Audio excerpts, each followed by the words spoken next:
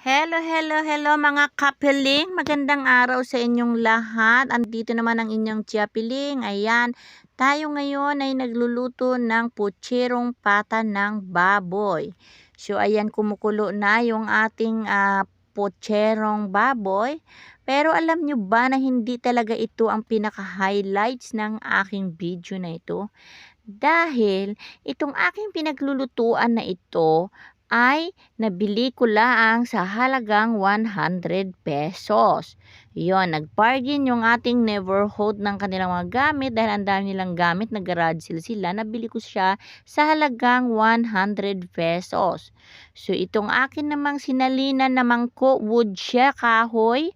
Ayan, sobrang gaan niya.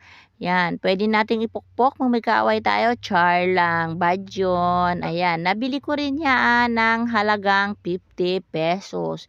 So, kung ang laman yan ay malaking mangko yan siya, ang laman yan ay nagkakahalaga ng pag nagluto ka ng 1 kilo ay kasya dyan.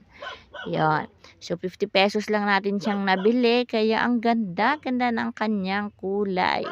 So, ayan na. Naisali na natin yung ating putserong pata ng baboy. So, ready na tayong kumain ng bonggang-bongga. Char, bonggang-bongga na naman. Para yung ating BP ay magbonggang-bongga din. Yan.